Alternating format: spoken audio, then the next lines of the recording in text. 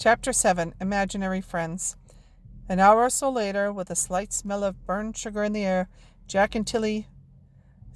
sent Tilly round to Crumbs with some popcakes. It had taken him a few batches, but he had finally perfected them so that when you bit into one you got a mouthful of lovely sticky honey.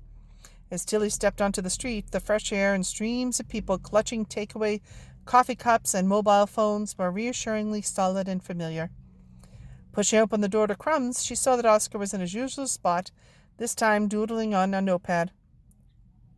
"What is that I spy?" Mary said. "Is that an offering from Jack?" "Yes," Tilly replied, holding the cake box up. "Pop cakes fresh warm from the oven. They're best now while the honey is still a bit warm." She opened the box, and Mary took one. "Jack sent enough for Oscar, too," Tilly said loudly, and looked up hopefully. "Let me bring you two some drinks to have with them," Mary said, pulling another chair up to the table Oscar was sitting at and nudging Tilly into it. "What are you drawing?" Tilly asked him as she took her coat off. Oscar spread his arms over the paper like he was trying to stop someone copying from a test at school.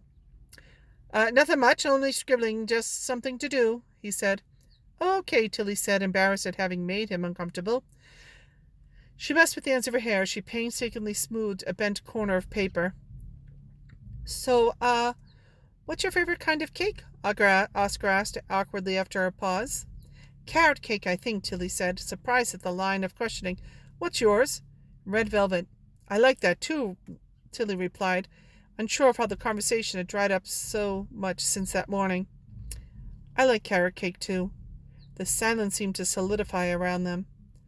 "Anyway, I'm not really that very hungry," Tilly said, standing up and banging her knee against the table as her coat sleeve got caught twisted around the back of the chair. I was just bringing the cakes over for your mum. See you in school." "Don't go," Oscar said abruptly, watching Tilly untangle herself. She stopped rustling her coat. I just wanted to ask which book you decided to read for English homework," Oscar said, picking at his fingernails. "I think I'm going to read one of my mom's old favorites," Tilly said. "You know, I found that box of books the other day. Well, I thought maybe I'd choose one of them I haven't read yet. Maybe Treasure Island?" "I love that one," Oscar said. "You've read it?" "Well, I've listened to the audiobook, if that counts." "It definitely counts," Tilly said. They both fell silent as Mary brought them 2 glasses of orange juice and 2 pop cakes on patterned plates. "Everything okay?" she said.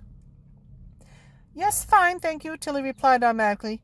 Then after a moment she asked, "Mary, who's your favorite character from a book?" What a tricky question." Mary paused and thought as Tilly and Oscar ate their pop cakes. "I think it would have to be Elizabeth Bennet from Pride and Prejudice. Have either of you read it?"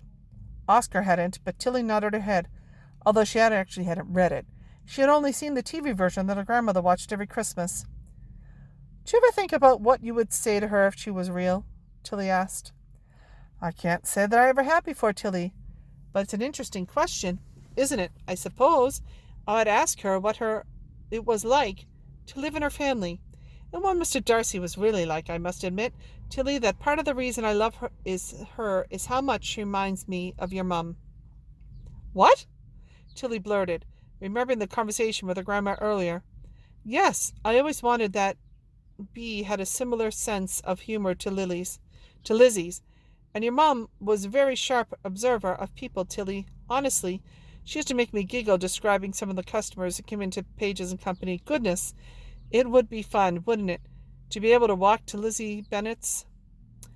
Although, I wonder if she would be like I imagine her, if I actually met her." "I bet she wouldn't," Oscar said. "I think if you met our favorite character, they'd just be disappointing. It wouldn't be like meeting a famous person. They wouldn't be as nice as you thought, and they probably wouldn't want to talk to you anyway." "Well, I think it's a lovely idea if only we're real, eh, Tilly?" Mary laughed and then went back to the counter. Tilly looked at Oscar appraisingly. "Oscar," she whispered, "what would you do if it was real?" "If what was real?" Oscar asked, confused. "If you could really talk to your favorite characters." "I don't know. Ask them stuff? It's not, though, is it? That's the whole point." Tilly kept going. "But maybe it is." But really, Tilly, it isn't. Why are we going around in circles like this? He sounded bemused. Tilly took a deep breath. I'm seeing characters from my favorite books, she announced.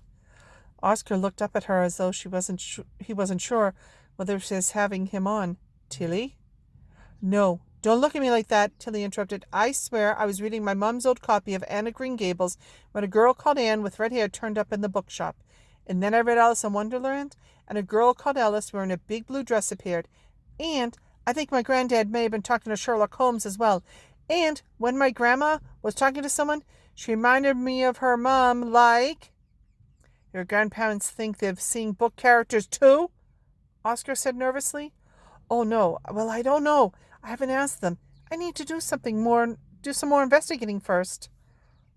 Was it your mum's copies of Alice in Wonderland as well? Oscar asked after a pause. Yes, from the box of her old books, Tilly explained impatiently. And my mum gave you that photo of her yesterday, didn't she? He went on.